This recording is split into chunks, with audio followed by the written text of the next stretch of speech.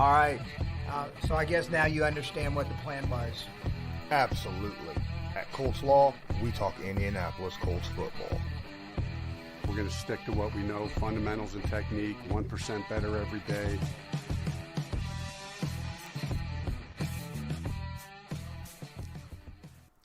What's going on, Colts Nation? I'm Lawrence Owen. With me, as usual, is Colts Loyalist. And today, hey, first off, welcome Truitt. FaZe says he won't be able to show up. It's all good, man. I understand. You're always here anyhow, whether you're watching or not. Alpha's in here. He says, I'm late, but I knew you would be too. I was like 50 seconds late. By my count, I was like 50 seconds late. All right, so it is what it is.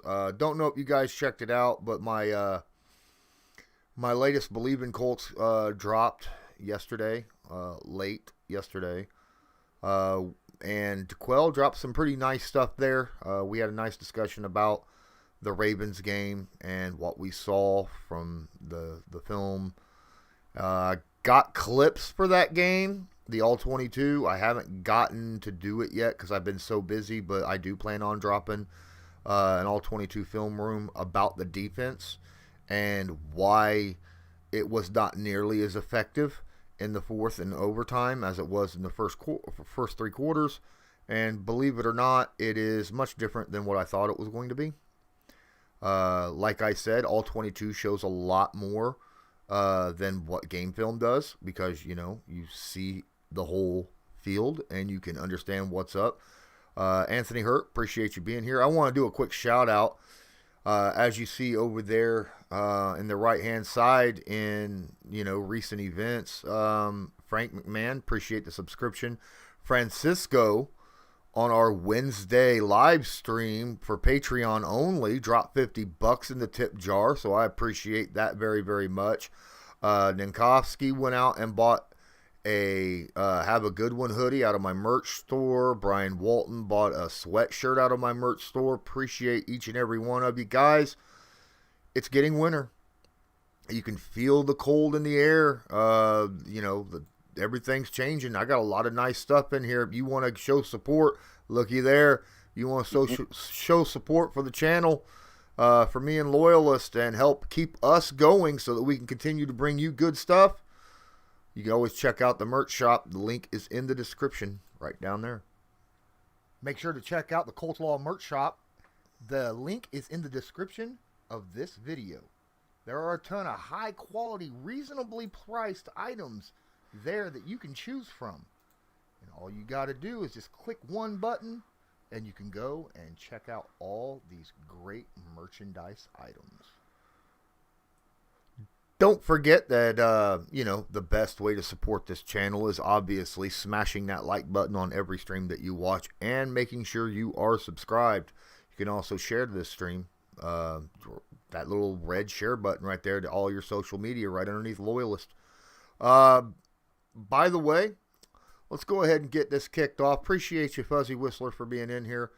But let's kick this off with the injury report and the outs and the questionables and all that neat fun stuff for the injury report for both teams, right?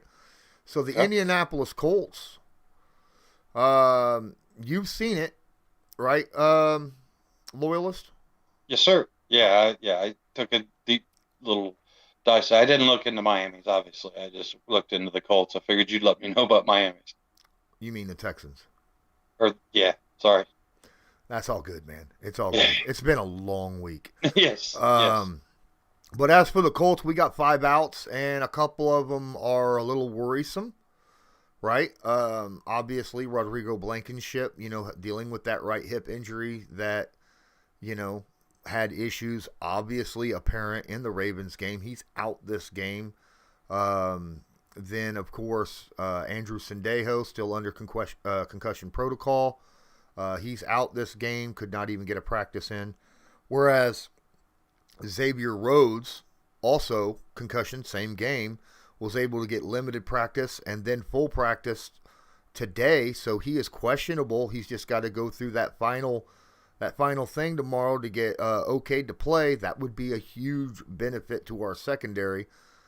Braden Smith still out, has yet to practice at all since like the first few snaps of week 1. The thing that's going to hit us the biggest, though, in my opinion, is Kemoko Turay, right? Yeah. Man, Kemoko Turay with that groin injury has not practiced all week. He will not be in this game. And Kemoko, he's been showing up the last few weeks, you know. Yeah. He's really been the guy to get most of our edge pressures out there. So that makes me a little bit worried where that pressure is going to come from. Now, obviously, Kwity Paye is back from his hamstring and will be playing, but Kwity has not been that guy, you know. He's still young. He's still a rookie. He's still got a lot to learn. And missing the last few weeks with that hamstring, you know, that's set his, his progression back quite a bit. He's not going to be to the point that we hoped that he would be for week 6. Yeah, it's like a daggone Three Stooges skit, you know what I mean? It's like Kemoko gets, everything just starts going good, and all of a sudden he disappears, and then Kwity shows up, you know what I mean? And then he starts getting things wrong, and he disappears, and back comes, Kwity again. It's a in and out, and it's like, are these guys just like one person switching uniforms? What's going on, you know? I'd love to see these guys have at least a chance to play on the field at the same time. I hear you. Like our secondary, right? Yeah. That's just how it is. Looks like Rocky Sin will be back playing this week, which will be nice. Back from that ankle injury of his. Sharday Loading asks, is TJ Carey on IR? Yes, I believe he was put on IR last week. And then we have one more out, which, in my opinion, doesn't really hurt us that bad. It is a non-football injury. There still isn't a lot that I've heard over this specific illness because it's a non-football illness, which is weird. But Jordan Wilkins will not be playing this week either. Yeah, whatever it is, the coach says it's getting better. So, he says he's progressing in a favorable situation. So, more power to you, Wilkins. I hope you get feeling better, man. No kidding. But I'll tell you what, the thing that we didn't mention, and it's, because it's not on there and stuff, but is sort of in the questionable is, are we going to get to see T.Y. this week? I know that's, the chances of him playing, but just the energy that it's put into the fan base and stuff, just in the thought of it is pretty cool. You know what I mean? Oh, and like yeah. you said, your facial expression, I'm not putting it as a high possibility, but you know what? Just the discussion of, hey, we're getting closer, you know what I mean? And now, if I'm not mistaken, Hughes should be here soon, coming back hopefully Next because week. Coach says that's going pretty good. So, Yep. Who knows? We'll see.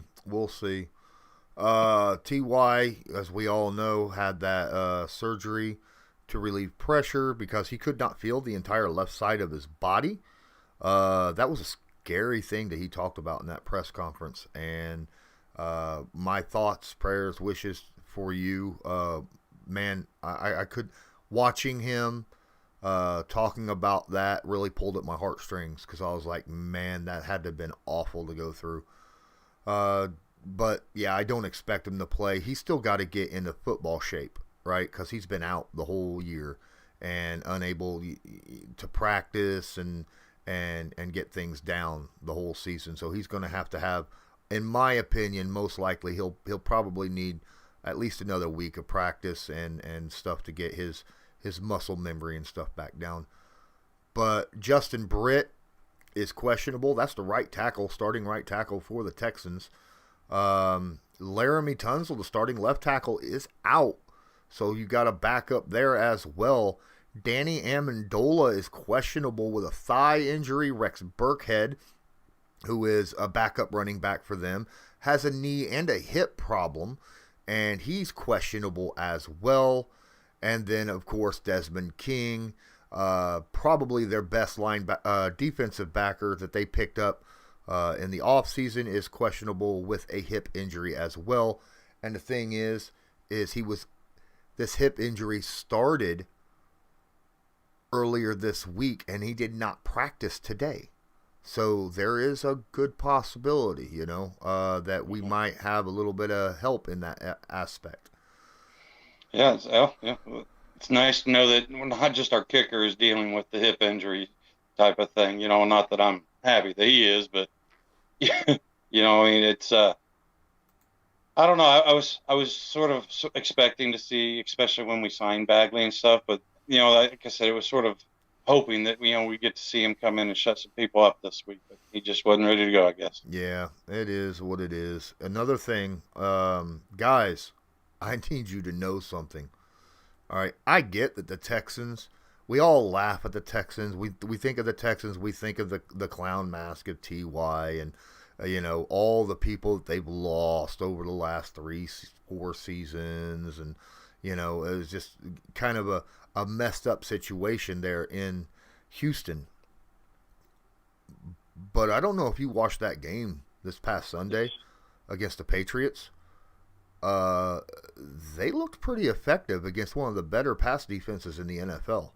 And Yeah, that is the one aspect. I mean, I'm sitting here imagining our secondary, which I ain't lying. I was so happy to see Kari Willis and Xavier Rhodes and Rock Ya-Sin back on the at least hopeful to play type of mentality, because this defense, the secondary, I mean, I understand the kid was young, but didn't he complete like 73% of his passes against the Patriots secondary?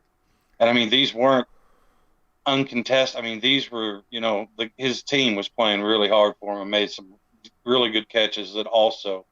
But like I said, I'm not looking past this team. I feel like it's sort of what you were saying. I mean, these guys, they can sling that rock if they need to. And unfortunately, our secondary is vulnerable, it seems like. Yeah, we'll talk about our secondary in a moment. But yeah, Davis Mills is something. He's a third-round pick, right? And against that secondary, he threw over 70% of his 70% of his passes completed, over 300 yards, 2 touchdowns, no interceptions. That's pretty good against a Bill Belichick pass defense. You know what I mean? And so that makes me a little bit worried. Like I said, we'll get to that after a bit. Let's not forget, it's not just Rex Burkhead at running back. This team has got a million running backs, okay? And they all do different stuff. You got Mark Ingram. You got Philip Lindsay. You got David Johnson. You got Rex Burkhead. And then for some reason they have Scotty Phillips, but I think he's more of a special teams guy than anything else. So they're pretty deep at running back, believe it or not, with a lot of different guys, different abilities at the running back position, very similar to the Colts. I wouldn't put them as, high on the list as, as good talent-wise, but they've got a lot of good running backs over there. And at wide receiver, Brandon Cooks has really stepped up the last couple years. All right, yeah. Brandon Cooks, since he's been with the Texans, has really made a name for himself as a wide receiver over there in Houston. Yeah, I mean, pretty much even when he was at the Rams, I mean, he was, putting up good numbers and stuff, yeah.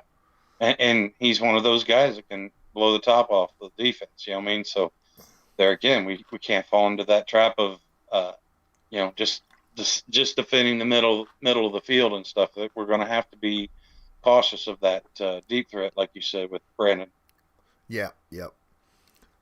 Yes, Mark Ingram is the ex-running back for the Ravens, just like Philip Lindsay was the rookie of the year, if I remember right, when he was with the Broncos.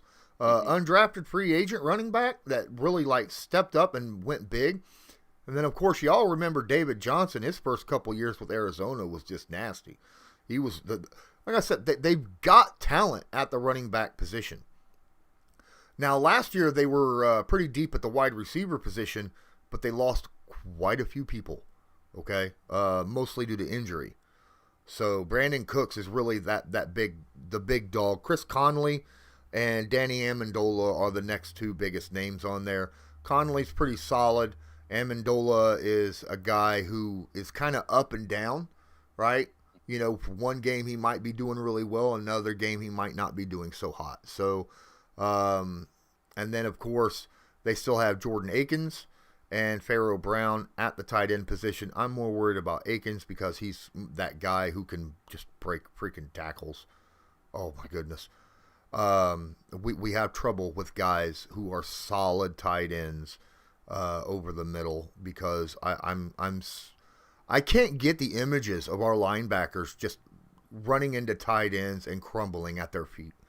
I'm not pointing names to any one number 58, but it's what I see, or 44. So, the Colts, yeah, they got their work cut out for them, believe it or not, just because this offense is not that bad, depending upon how Davis Mills produces. Like you said, against the Buffalo Bills, this offense couldn't put up 3 points. They got blown out 40-0. And then the next game they played, it was a competitive game. And then the game after that, this past week against the Patriots, it was a tight game. It came down to a game-winning field goal at the end, and it was because of Mills and that receiving core. So, yeah, you look at this team and excuse me, you look at this team and there's experience in the running back and experience in the wide receiver, but the place of most importance at the quarterback is they're so inexperienced. And that right now I feel like if the Colts can find a way to generate some pressure and get in this kid's head and you're going to have that young rookie quarterback and inconsistencies and stuff, And I this running game, I think if you were just to put it all on the running game shoulder, I'm comfortable with our running defense against their running backs. Yeah, I think I am as well. Our run defense has been solid all year long. Right. Well, the first 2 games they had issues with, but I think it had a lot to do with the fact that they weren't practicing together and stuff like that. But here's the kicker. The Houston's defense is awful. Okay? The Houston defense is giving up almost 400 yards a game on average this year. 400. They're giving up 134 yards rushing a game. That says to me that Jonathan Taylor and Marlon Mack, and yes, I'm going to say it'll be Marlon Mack running the football instead of Nyheim Hines, and there's a lot of you that are going to throw fits about that, but I actually like the idea of Marlon Mack's doing well. You keep riding the guys that's doing well, right? His yards per carry and stuff is higher than Nyheim Hines right now. Use the guys that are working. And then, of course, that's only going to help any kind of trade market that might come up in the future as well. So I think we should continue running Marlon to breathe Jonathan Taylor. But I'm expecting 150 yards on the ground against this rush defense of the Houston Texans. What are you thinking? I agree. Here's my thing, and this is where, I am worried that, Carson goes out and puts out a few nice passes or whatever, and we pull away from that run game too early, because that is something that, for me, like I said, I enjoy football. I enjoy the dynamic pass plays and everything. But this team, for me, I feel like is built just to ground and pound. Just, keep hammering away with JT, spelling it with, with Marlon Mack. Like you said, sprinkling some Nyheim Hines.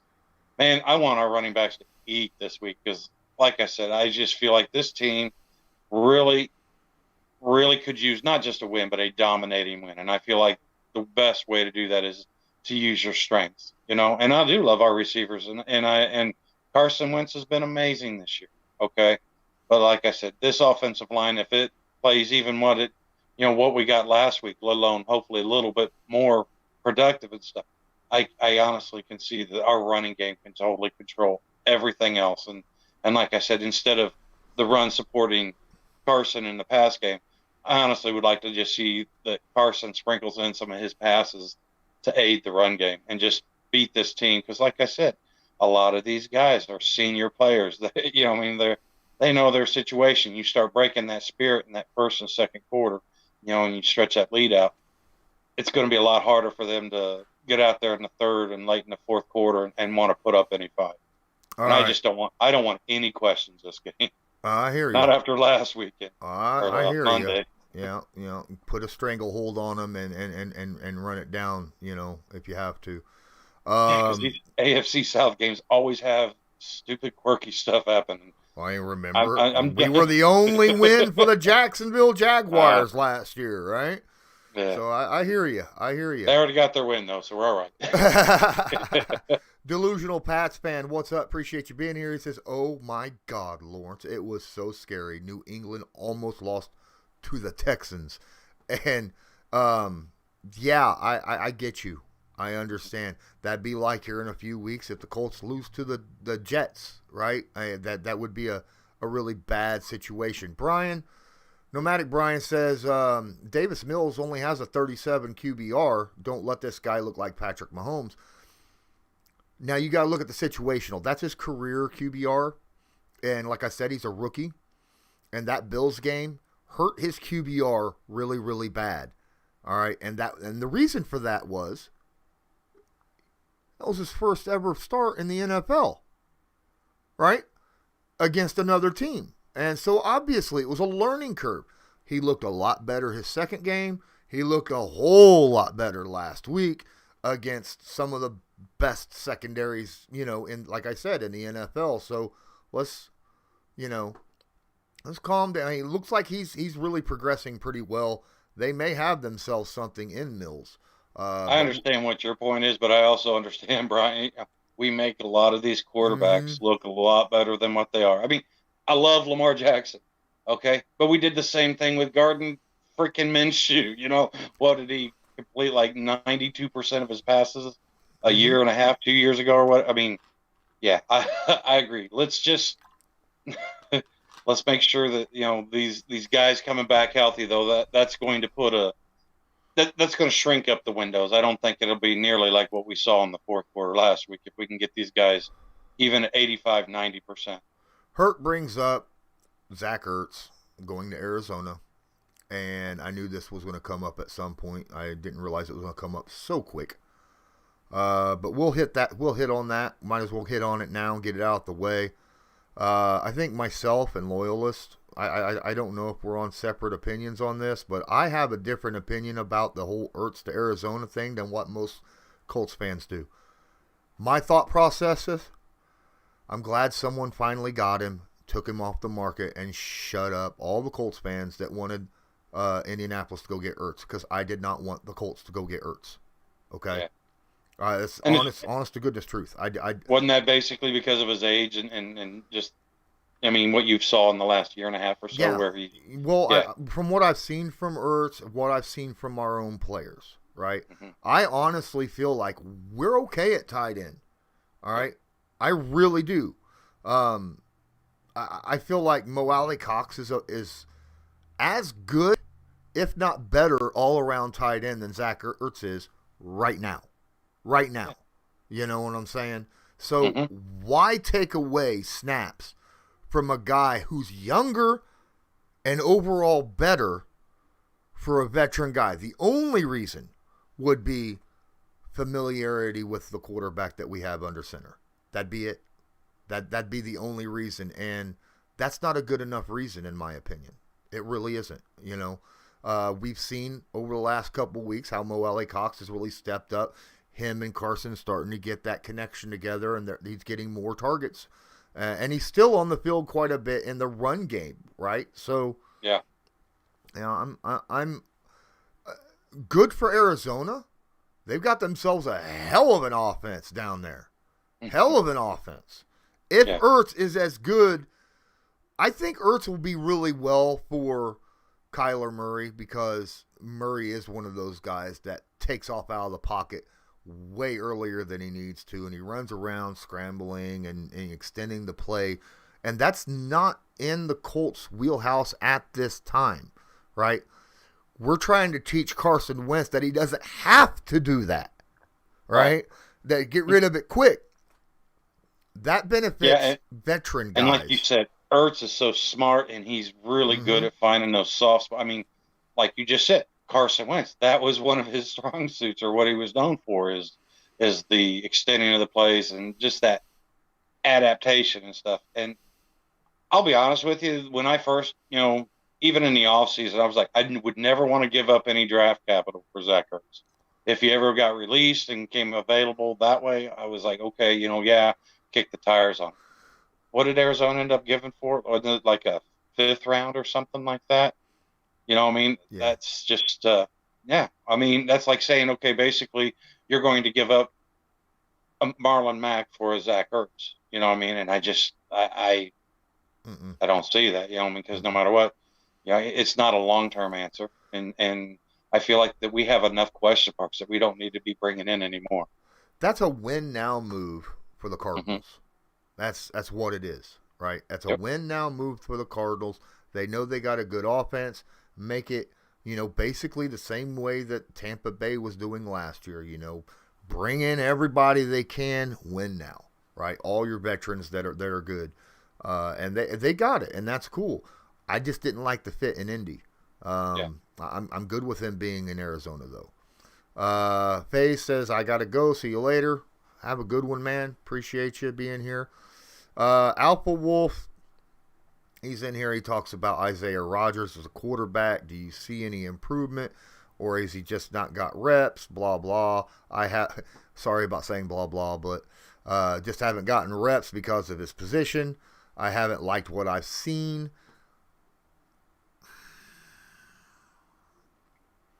My film room will explain some of it. For my opinion. And I'm going to save that for the film room on my opinion. Okay?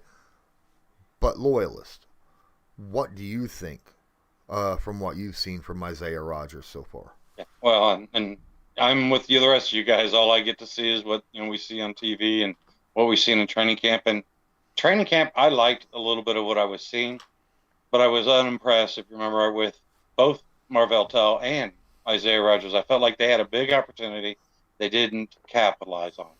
And I feel like that's still the situation that we're at. I mean, I don't know, from the film room, I'm starting to wonder if I'm confident in this or not, but from what I've seen in my, what I feel like right now, I am really worried about what we have at cornerback, because I don't know that Xavier Rhodes is a long-term answer. Rocky Sin, I feel like he's solidified himself, but then after that, what do we, and Kenny Moore, sorry. I keep forgetting, Kenny Moore, but then after that, I'm a little worried, and I'm not. I don't sit there and see Isaiah Rodgers as far as a cornerback position and go, awesome, yeah, great. Returner, I love the kid as a returner, but to sit there and say that I've enjoyed, it's Miami game, was it? Wasn't it where it looked like he had coverage and then he just dropped off and then he tried to play like this street ball type of defense. I was just like, what is that, dude? And then wasn't it Parker that caught the pass for like 40 yards? I mean, you just can't let those receptions happen. So, me personally, I'm not giving up on him. I'm not saying that to that extent, but I honestly feel like there was an opportunity they missed with both of those guys this year. Yeah, I'm glad to see that Rock is back and at it, and I'm hoping that Xavier will be back and at it as well after that concussion, because them two with Kenny Moore should make this secondary look a lot better than what it did last week, especially after we were down to 5 total defensive backs available, period. So curious about the Kari Willis situation still, but we'll see how that goes out. Alpha said, or not Alpha, sorry. Ninkowski says, I think Ballard would be silly to trade Mac. Irsay won't actually sign off on it. Let's put our best 53 out there and make a run. We are going to put our best 53 out there while they're on the team. But Marlon Mack wants to go if he's not going to get the carries. Now, he's getting touches now, so that might adjust what he wants later on. But as it last sit, Marlon requested it because he wasn't getting touches. And Ballard and Reich signed off on it. So I honestly, this is more of a what Marlon Mack wants, right? And in my opinion, don't piss off the players that are playing for you, right? Obviously, you want Jonathan Taylor to be your bell cow back. Marlon Mack's a good back, but he wants to be, more carries. Yep. Use him while you can, show him off, and then get the best you can before the trade deadline. Because it wouldn't have been publicized if Irsay was going to put a squash to this thing. It wouldn't have made it this far and been publicly acknowledged by the Colts about wanting a trade. And no matter what happens with Marlon Mack, I would wish him the best. I don't care. Even if he went to the Patriots, I would wish him the best. Because I really have a soft spot for Marlon Mack and what he's brought to this team the last 4 years.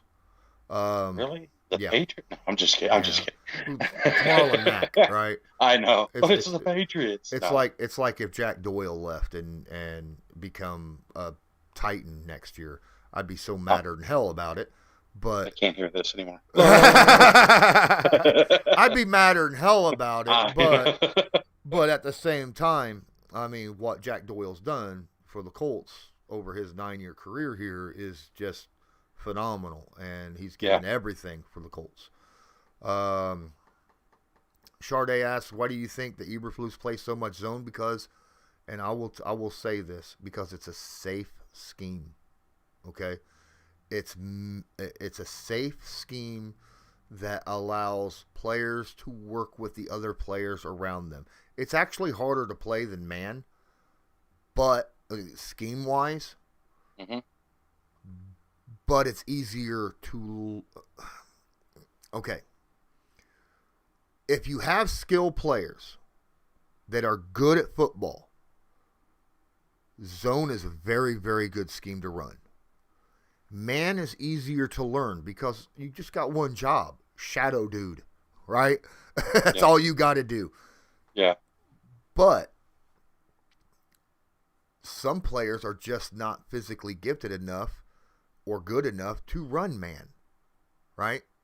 So when you go up against really good receivers, like your top dog receivers out there, like your DeAndre Hopkins or your Diggs or someone like that, man, unless you got a top 5 cornerback on your team, that receiver is going to eat you up all day.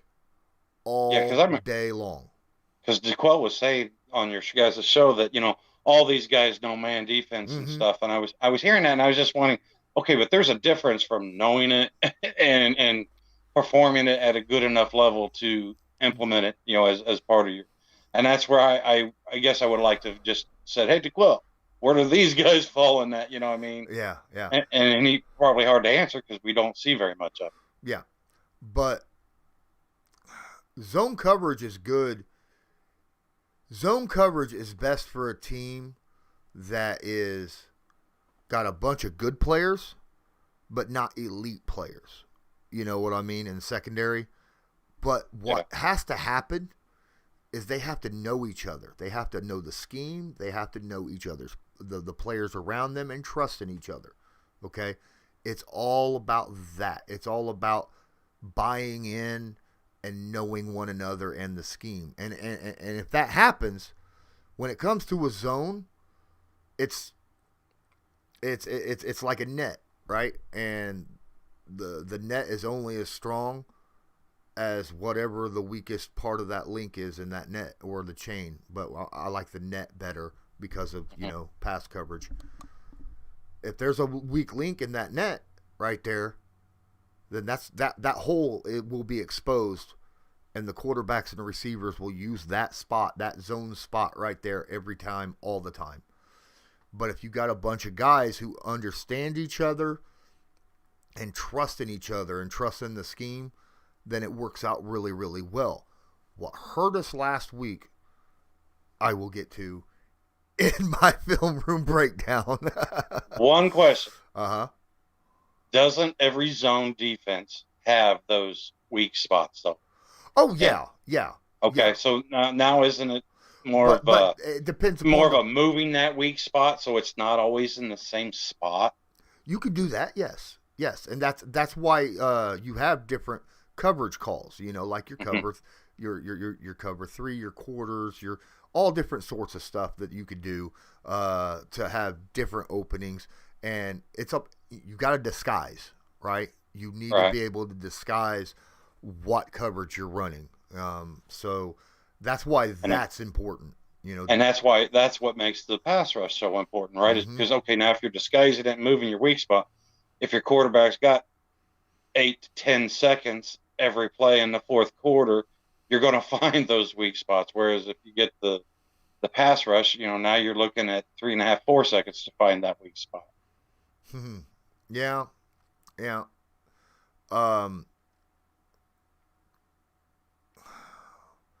The problem, though, is a lot of times when you know that there's an inexperienced guy on the field.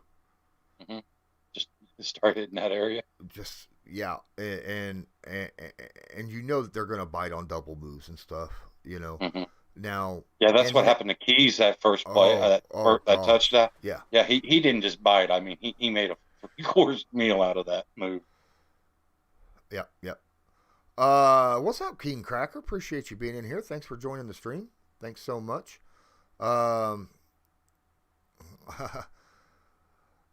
King Cracker says it would be really hard for me to let go of Mac. I would want a third for him. I doubt it. I doubt we'd get a third. I could see a fourth maybe if he continues playing as well as he's been playing. That's a good possibility. But be lucky if we get a fifth. A fourth is, I think, the ceiling that you can get, and that would be from a running back needy team that is, in the playoff hunt. That really needs another running back. Yeah, in the deadline, like Tuesday of next week or something, that something will have to be decided on that. I don't trade know. deadline. I'll have to look because I don't know what the new rule is with the 17 game schedule. Okay. So I haven't looked at that as of late. So I do need to go check that out, though. I definitely need to check that out. Let me see here. Still going through the chat here. I see a lot of people talking. Brandon Woods in here. What's up? Appreciate you being in here as well. Hey guys. Delusional says I'd like Mac in New England, but definitely running back room by committee. And I think Mac is fine with a running back room by committee. That's what he was part of before. It's just, he wants to be a main course of that committee. Yeah, because JT's like that Derrick Henry, whereas you want him to bam, keep just using his body to tenderize that defensive line, and then in the fourth quarter. And the thing is that's not what Marlon does. Marlon, I mean, he'll hit the holes and stuff, but he's more of a let me find that gap and then exploit that. So yeah, I agree. The JT, we need him out there, like I said, just wearing these guys out, so by the time you get late in the fourth quarter, that we're doing what Baltimore did to us last week or Monday. So, guys, I'm going to take a break here and throw out some suggestions, ads and things like that, because I got to pay bills. Appreciate each and every one of you. Please smash that like button, hit subscribe if you're not subscribed, tag that notification bell if you are not. If you are subscribed, please make sure that all notifications are turned on so that you are notified next time we go live or upload a video. There's a link in the description of the video right below me that says tips. It's just like a super chat. You want to help donate to the channel, make sure that we're able to get some stuff out. That's fine. Use that link down there to donate, make a super chat. It'll pop up just like a YouTube super chat, only I'll get a lot more out of it rather than using YouTube, because YouTube takes like half the money. But that would be much appreciated. Also, guys, I drop stuff on Newsbreak. Me and Loyalist drop stuff on Newsbreak that's Newsbreak specific. That is it. And it's a free app. You can download it, check out your local news, or follow me. Use the link in the description to download it. Give us a follow. It's free, and it puts money in our pockets. So we'd appreciate it. And one of these days, I'll click it. This video is sponsored by Newsbreak. Newsbreak is an app used over 1.5 billion times a month by people just like you. to get local news via articles or videos by those who are focused on that specific area. People like myself. Just use the link in the description of this video to download it. Then search a city, state, or someone specific, like myself, Colts Law. Then make sure to follow them so you'll get all the news fresh as it comes out. And I know you guys are realizing that I just don't have the same zip that I have had these last few weeks, right? I mean, I look a little tired. I sound a little tired. I am a little tired. I've been working my butt off, and I've been dealing with all this rain, blah, blah, coming down. My roof's not doing well. I'm running back and forth with buckets trying to catch it. But I did get some great news today because we are sponsored by the Backroom Collection. The owner of the Backroom Collection, because I am out here, pushing his stuff, and I'm not doing it for free because the dude's great, okay? They got great stuff. I want you to check out some of the stuff that's in this collection. The link is in the description as well. And I want to say something about it after this. This channel is proudly sponsored by the Backroom Collection. They do beautiful sports canvas art with football, basketball, baseball, and other sports themes. Special orders are accepted and autograph pieces are available. Many Indianapolis Colts sign pieces will be available beginning in November. Just use your discount code CL10 to purchase the pieces you want to spice up your living area. That's CL10. So the news that I got was he DM'd me and was like, all right, I'm thinking about, getting some more Colt stuff out here, because they do special orders. And they were like, I make sure I give a piece out to each one of the guys that I sponsor. Who do you want? Oh, heck yeah. So he already had a Jonathan Taylor and a Darius Leonard. And I like both those players, but they're not my favorite player on the team. And I was like, I would like a Defo.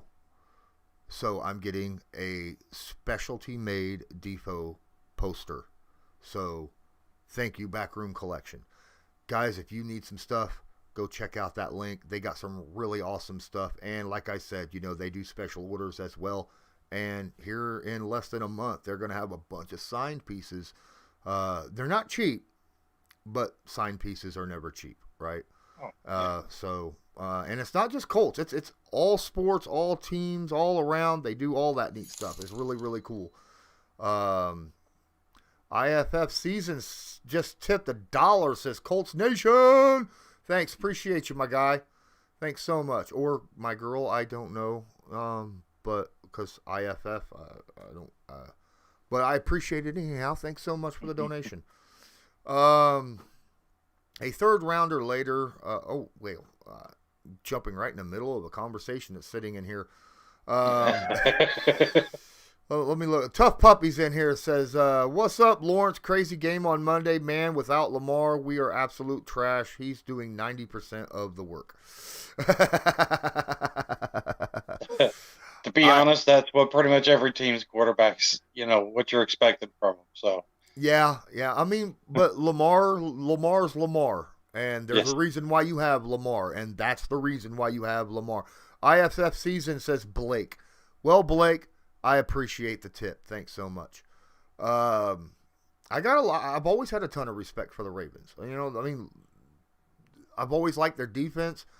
I was a little iffy on Lamar Jackson until I broke his film down from last year, and then I was like, you know what? Lamar Jackson can actually play quarterback. His team does not help him when it comes to play calling, when they're playing the calls and how when the routes are being performed and stuff like. I almost think that the offensive coordinator and the Ravens don't know what they're doing. I really do. I feel that way sometimes. So it's just, I love the players you have, and I love your head coach, but. I'll tell you right now, for me, the most impressive trait that Lamar has is the way he does not get hit.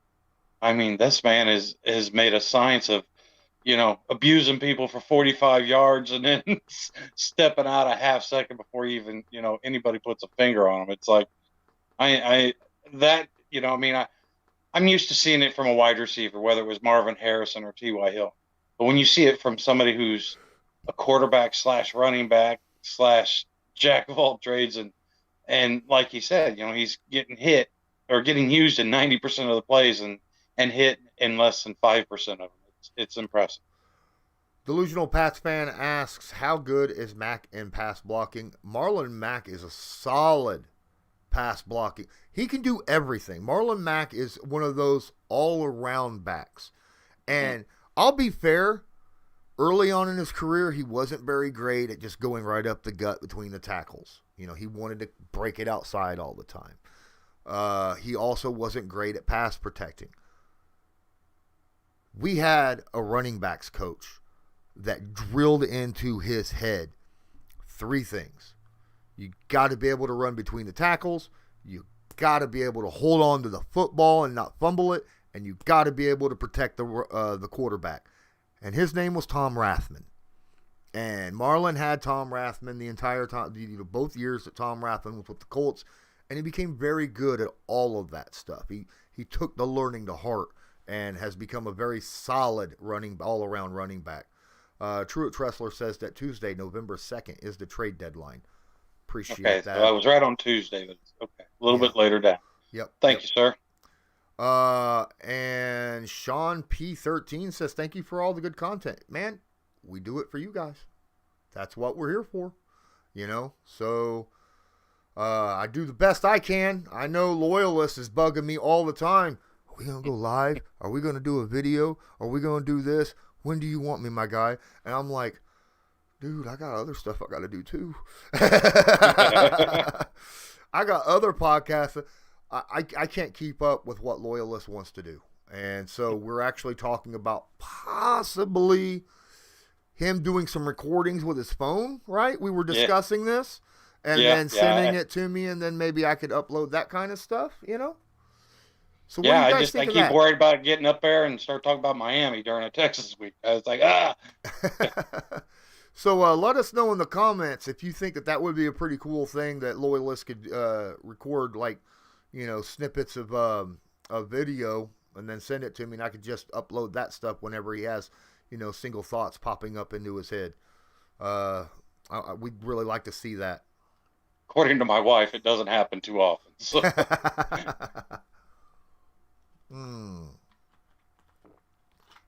Okay, so Tough Puppy. When I talked about the offensive coordinator earlier with the Ravens, Tough Puppy says Ravens fans agree with that. Roman is incredibly questionable at some times. He's gotten much better this year at designing, but I still think don't know how to feel about it. King Cracker says, I swear I think I saw Marlon Mack run more and more like Frank Gore as they played together. Marlon Mack's pretty good at finding that skinny hole and getting skinny and pushing through it.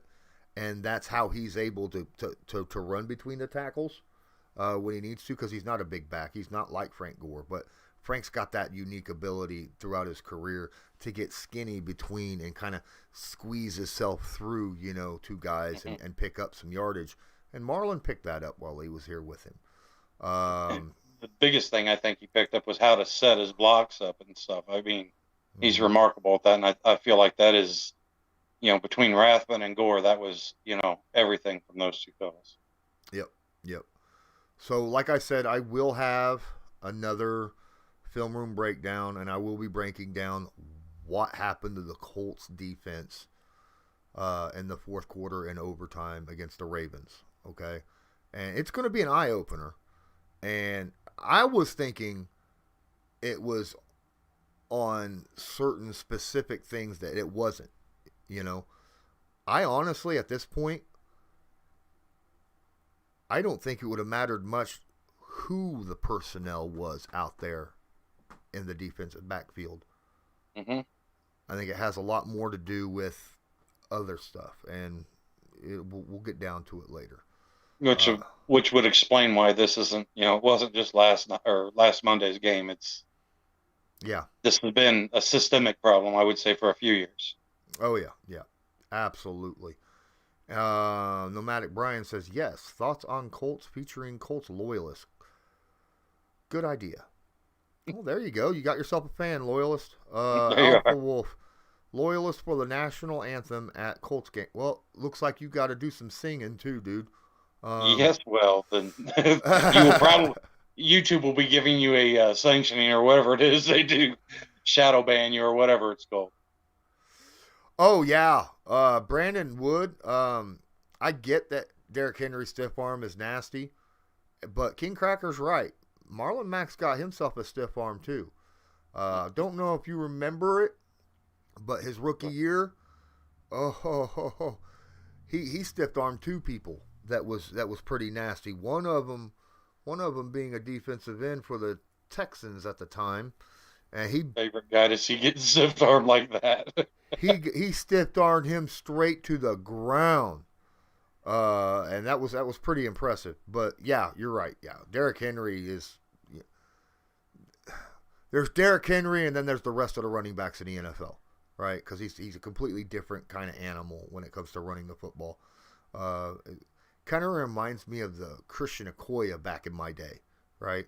The big guy builds up speed. You can't stop him once he gets going downhill. You know. That's who he reminds me of, and we don't have enough of those in today's day and age. You know, most of them are the quicker backs, right? That's got a lot of natural physical ability and speed or quickness and things of that nature. But and those are a lot of the qualities I like in JT. I mean, and it took a player like JT to allow us this freedom with Matt. You know what I mean? To feel like, okay, if Mac wants to go to another team, that we're not going to be drowning in desperation. So yeah, I mean, because JT seems like he freaks everybody out because it was like that screen pass. It was like whenever he found that other gear, the defenders were just like, oh, we didn't know he had that in him. You know what I mean? Type of thing. And he did the same thing to the Raiders last year. I mean, it seems like to me, JT has that extra gear that just these guys are not familiar with yet. I know he's not as big, but he is as strong as Derrick Henry. Yeah. IFF season says, all right, I got a job to do. Please give us hope. We are facing Center Grove. Well, good luck, man. Hope you guys do well.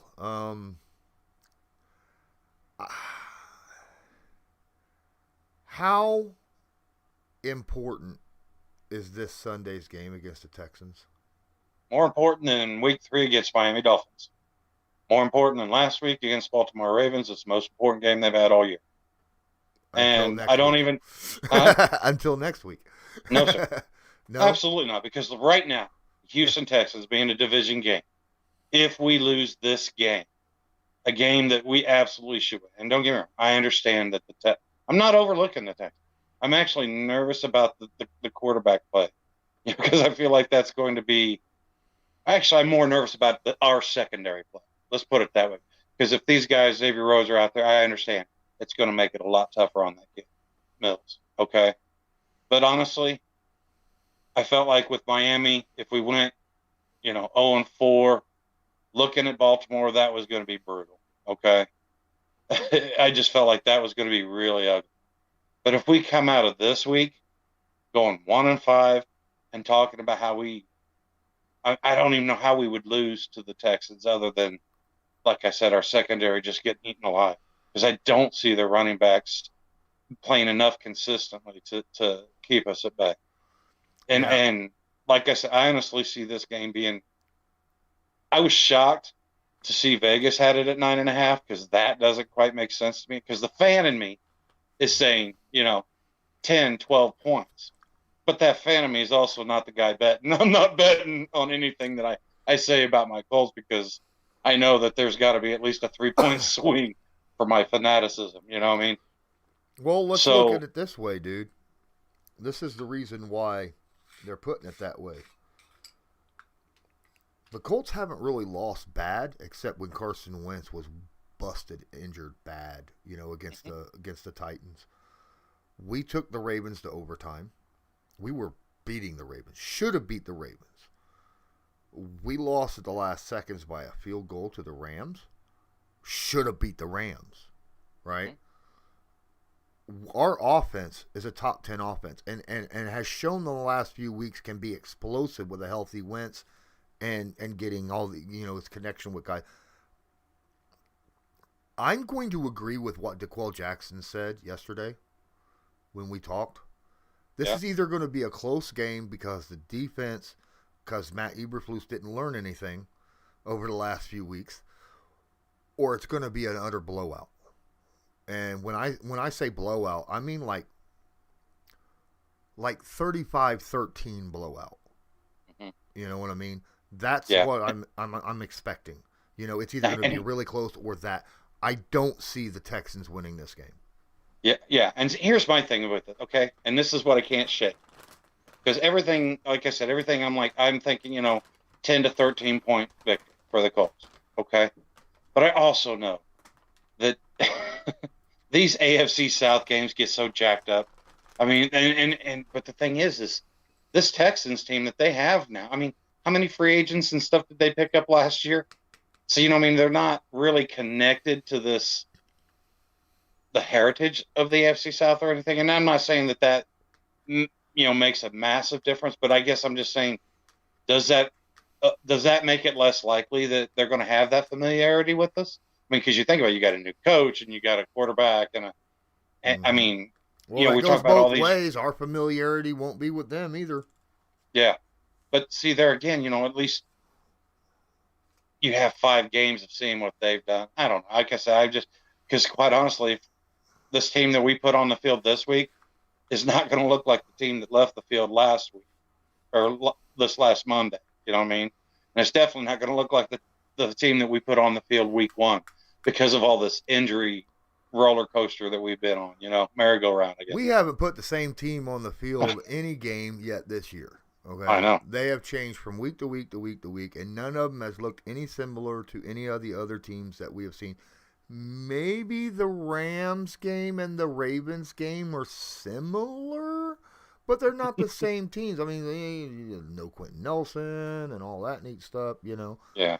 But I hope things don't happen in the Rams game as it does, in the Texans. That would be awful. Oh my, that would be terrible. I don't even want to think about that. Yeah, too late. Thank you. I'm ruined. Yeah, like I said, I just can't shake that AFC, whatever that curse or that familiar. I just feel like the organization, and if that's the case, it's so much harder to beat those guys whenever they know us as well as we know them, type of thing. Because like I said, I feel like this offense is gelling. This offensive line, now that we've finally made a decision on right tackle, this literally the same offensive line that we started last week. Awesome, great. And we've seen our rushing game wake up really good against Baltimore. We've seen our pass blocking show up better. And it was nice to see the run game relieve some of that stress off of the pass game, which made their blocking assignments easier and pass protection. Yep. Dudley Do Wrong is in the chat. What up, my guy? He says, "What's up, boys? And I thought you guys had that Monday night game." Laugh out loud. Everybody in the world thought we had that game. All right. There was 12 minutes left in the game, and I think I shared to a Patriots chat, we are destroying the Ravens. So it's my fault. You can blame me. That's why we lost. But yeah, we should have won that game. It was bad defensive coaching that lost us that game. I listened to Kevin Bowen's AM show that starts at 7 to 10, and he was sitting there talking about how so many people were like, "Yeah, I went to bed, at so in time, and then I wake up 3:30, 4 o'clock in the morning, finding out that we lost." Right? Yeah. It's not cool. I've said it multiple times all through this week. I would have rather lost 35 to 10 than the way we did. At least I still disagree with that. I don't, because I know the feeling wise, the fan wise in me, because we should have won that game and we let it go. Yeah, and that it makes me angry. Had we lost to a better team in a game that they were beating us by, I wouldn't have felt so. I would have been like, okay, so they're a better team when we got our asses handed to us. But that wasn't the situation. We were handing them their ass, and then we laid down and said, take it. And I didn't like that at all. Yeah, no, like I said, the rage and the anger and stuff. But the thing is it also made Friday and Saturday and going in tomorrow a lot more palatable, because at least now I still realize that this team has hope. If we'd have just gotten massacred by Baltimore, like, what was it, 20 points or something that some of the talking heads were saying, that would have just honestly, that would have probably been as demoralizing as anything to me for the future and dealing with it from, like I said, the later week. Because, first honestly, this game took me 2 extra days to get over. The coach sits there and says, put it in the books. I'm like, first off, it was a Monday night public game. Time to shine. We shined for 3 quarters, and then we shined in the other direction just as well. I was like, look, we don't want this, or whatever the heck happened there in that 4th quarter. I will say that I did walk out of that game going, we can play with any team in the NFL. Anybody. Absolutely. Anybody. I felt the same way after the Rams game. We lost to them, and I was like, we can play with anybody in the NFL, period. Yep. But we got to quit shooting ourselves in the foot. Yeah. That's the problem. Making stupid decisions. Honestly, every coach has 2 or 3 questionable calls in a game. Minimum. If you only have 2 or 3, he's called a good game. That's just flat fact. If you could only say 1, 2, or 3 plays that you did not like play called, then give props to that coach because he did a great job. And I thought Wright called a masterful game offensively. Defensively, for most of the game, masterfully called. Then he didn't make his in-game adjustments. And he has a problem not making those adjustments. He's got a history of not making those adjustments. And that ticks me off bigger than shit. All right. Yeah. Oh. Yeah. We got guys in here saying, Alpha and Nomadic both in here, and Brandon says, let's be honest, we're maybe a couple plays away, and we should be 3-2. And it's true. It's true. Yeah, and the thing is the 3-2. If I'm assuming that he's talking about those 2 games you mentioned, the Rams and the Ravens. That wasn't the 3. If you looked at the first 5, before a snap was taken this year, you wouldn't have put the Rams and the Baltimore in the win column. I don't think, at least not both of them. Mm-hmm. I didn't put the Rams there.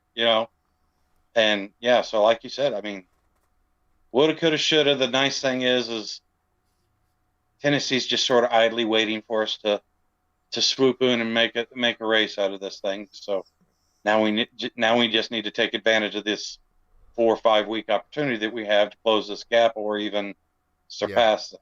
Yeah. You know what I mean? Oh, I fully agree. We discussed that earlier about if the Colts can win out the next 4 games, and all 4 of them are winnable. The toughest one, in my opinion, will be the Titans, the rematch, right? Mm-hmm. And then the Niners will be the next, and then the other 2 teams we should blow out. Should. But if we win, the Titans are in the meat of their schedule. They play their 4 toughest games of the year the next 4 weeks. Yeah. What we just went through, they're now walking into. So we got to take advantage of that. And if we can, there is a possibility that in 4 weeks we could be sitting on top of the division. It's possible. Absolutely. Even though we are sitting at 1-4. Charday Loading says that I believe Okereke can do better on his coverage. And DeQuell Jackson and I, if you haven't watched that, you need to go watch it, because DeQuell was talking specifically about the linebackers in coverage. specifically about linebacker. And if there's anyone in the universe, in all of the Colts universe, that knows about covering as a linebacker in coverage in the NFL, it's DeQuell Jackson. And he said they were making inexperienced. They're playing like they were inexperienced, even in their zone, right? That even Darius Leonard, you know, that it'd be easier to just go back and watch it yourself. But basically, they need to. When someone goes through your zone, don't lose track of them, right? Don't take your eye off of them. And instead, they were staring down the quarterback the whole time instead of keeping track of where the guys were in their zone. And he says that comes from just being inexperienced. Yeah, and you know when you see this look a couple times during the game that things aren't going right, where you're like, it's like I didn't even know you were there. It's like, come on, man. Right. Let's talk about the Darius Leonard freaking thing, where he jumped up in the air to force Lamar Jackson to pull the ball back down. Then when he came down, he put both his hands on Lamar Jackson's helmet. Mm-hmm. Come on. And then afterwards, he like went like this and was like, I can't believe I got called for a penalty. What did I do? Really? What did you do? Have you not played in the NFL or seen an NFL game in the last decade? You can't touch a quarterback in the head, even if it's like patting him and saying, good job. 3 years ago, someone got called, for personal foul, roughing the passer, by just, tapping him on the back of the helmet and saying, good job. You sure as heck can't come down full force with your hands on the dude's helmet. I mean, come on, man. And you said there, you're talking about his reaction and stuff, and it makes me think of another thing that DeQuell was talking about, just that whole body language and stuff. Yeah. And I liked what he said about that. That's something that you don't really think about, until you imagine what these guys are going through whenever they're sitting there watching the film and stuff and seeing those reactions. Mm-hmm. DeConte Clark, what's up? Appreciate you. I appreciate seeing you in here. Thanks so much. Says we can make the playoffs. Everyone is getting healthy, and the schedule is most winnable, besides maybe the Bucs and the Cardinals. I think we can beat the Bucs. Cardinals scare me. Did they take the Buffalo Bills off the schedule? Yeah. The Bills are pretty darn good too. I'm like, nobody said the Bills there. I'm like, but we've proven that we can hang with the Bills. That's something that we've proven we can do. Granted, we have a few new people, but I'm just saying coaching wise, and for the most majority of the people that are on our team, I think we could hang with the Bills. We've proven we can do that. My hesitancy, I guess, is, we thought our offensive line was going to be our strong suit. Yeah. It's not really been that this year. I mean, there's just certain things that I think. But it wasn't our offensive each year is line. Different. It wasn't our offensive line that hung with the Bills last year. It was throwing. Michael Pittman Jr. It was a passing attack that beat the Bills, or almost beat the Bills. Right. No, I was just using that, that to sit there and say each year is different. You know what I mean? And I just feel like, the confidence that this team is playing with and just the swag that they've got, I don't know that it's going to be comparable to what we experienced against them last year. Mm-hmm. I guess would be the way I'd say it. The Buccaneers, in the regular season, the Buccaneers are not nearly as dangerous as what they are in the playoffs because of the veteran leadership and the style of defense they play. The style of defense that they play is a very physical defense, but they get called for a lot of penalties in the regular season because of that. Okay, because of how physical and how much grabbing and stuff. They've got 4 Rock Ya-Sins on their team, okay? But, come on now, you're doing good. Let's don't do that to them. And they're not overly fast. They got a couple quick guys on their team, but most generally their go-to guys are not quick. They're big 50-50 catchers or strong running backs like, Leonard Fournette or something like that. Colts can handle Leonard Fournette. We did it for years. we can handle the bigger receivers. It's the speedy ones that scare the heck out of me, right? And that's why I'm a little worried of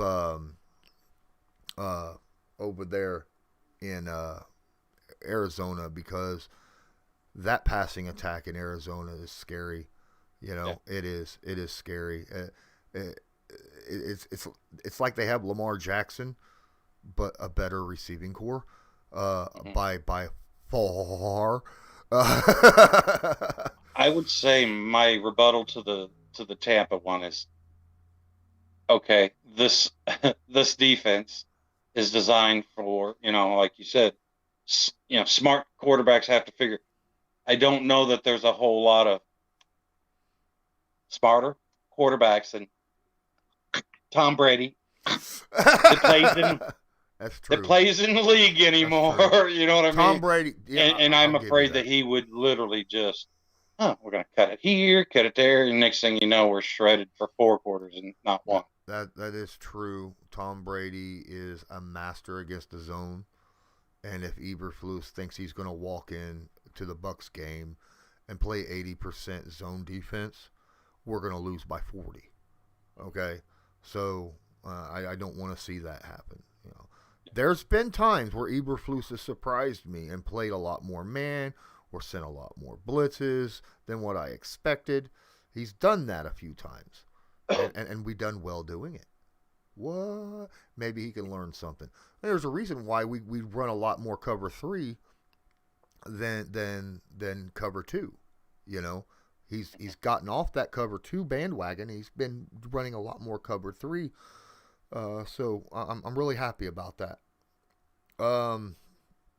But you need the personnel to run cover 3, and we've had injuries in the wrong places to be doing cover 3 as of late. Guys, we are well past the time that I generally run.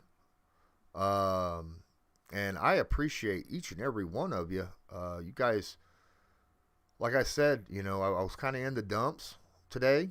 Been busy, working hard. And I looked at my wife. I was like, it's 5 o'clock, hon. I got to set this stream up and talk to people and Loyalists and talk football.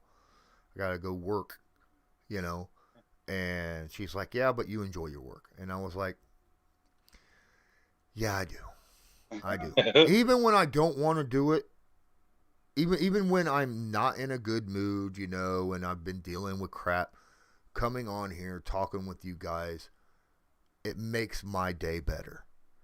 Mm-hmm. And as me in saying that, I just want to say thank you, Loyalists, and thank you, everybody in the chat, because each and every day, whether I am in a good mood or a bad mood, coming in here and talking with you guys brightens my day just that much more. So thanks a lot. I appreciate all of you. Any subscriptions, please smash that like button. Definitely, please. But any tips and merch shop stuff that you guys do, that's great. It helps us out. But otherwise, thanks each and every one of you. King Cracker in here saying great show, appreciate you. Brandon says thanks for the stream. Guys, it's time for me to get out of here. So keep an eye out. I should have my my film room out tomorrow. Go check out the Believe in Colts that I just released yesterday with DeQuell Jackson. And until next time, I'm Lawrence Owen. That's Colts Loyalist. And as usual, have a good one.